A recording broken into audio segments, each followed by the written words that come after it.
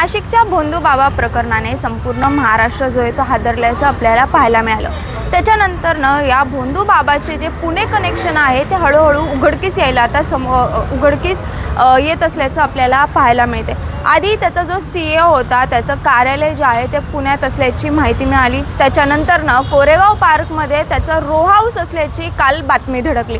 आज पुन्हा एकदा त्याचं पुणे कनेक्शन किंवा त्याच्या आर्थिक व्यवहारांशी संबंधित काही गोष्टी ज्या आहेत त्या बाहेर यायला लागलेल्या आहेत। पुण्यातील एका मॉडेल कॉलनीमध्ये जो आलिशान एरिया म्हणून समजला जातो त्यात त्याच्या मुलीच्या नावाने जो आहे तो 3 BHK फ्लॅट असल्याचं समोर आलेलं आहे।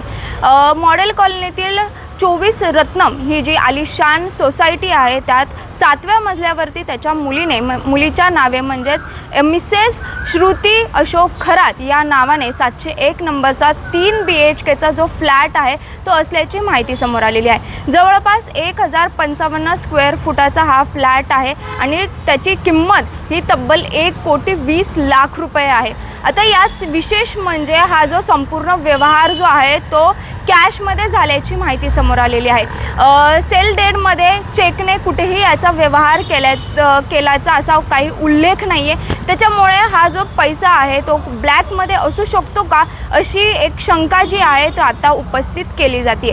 आता खरं पाहायला गेलं तर अशोक खरातने अनेक लोकांच्या ज्या आर्थिक फसवणूक केली आहे त्याच्यामुळे त्याचे महाराष्ट्रातील अनेक जे प्रमुख शहरं आहेत तिथे मालमत्ता विकत घेण्याचं त्याचं प्रमाण जे आहे ते वाढलं होतं। अनेक प्रमुख शहरांमध्ये त्याची मालमत्ता आहे।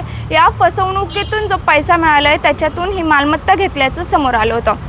त्याच्यातच आता पुण्यातील मॉडेल कॉलनी जी आहे त्याच्यात त्याच्या मुलीच्या नावे हा जो फ्लॅट आहे तो विकत घेण्यात आलेला आहे। 2023मध्ये सप्टेंबरमध्ये हा व्यवहार झालेला आहे। जो संबंधित बिल्डर आहे त्याला पूर्णपणे कॅशमध्ये हा व्यवहार जो आहे तो करण्यात आलेला आहे। त्याच्यामुळे आता पाहायला गेलं तर या फ्लॅटची चौकशी होणार का, या व्यवहाराची चौकशी होणार का हे पाहणं महत्त्वाचं असेल। मात्र तत्पूर्वी देखील सध्या पाहायला गेलं तर अशोक खरातचे पुण्याशी जे आर्थिक संबंध आहेत किंवा पुण्यातील त्याच्या प्रॉपर्टीचं जे प्रमाण आहे ते आता वाढतच असल्याचं आपल्याला पाहायला मिळतं। त्याच्यामुळे या संपूर्ण प्रकरणात त्याच्या आर्थिक व्यवहारांची जी चौकशी होते त्या आर्थिक व्यवहारातील जे चौकशी करणारे अधिकारी आहेत ते आता पुण्यात देखील येण्याची शक्यता आहे। या पुण्यातील व्यवहारांची जी आहे ती चौकशी करण्याची शक्यता सध्या वर्तवली जाते।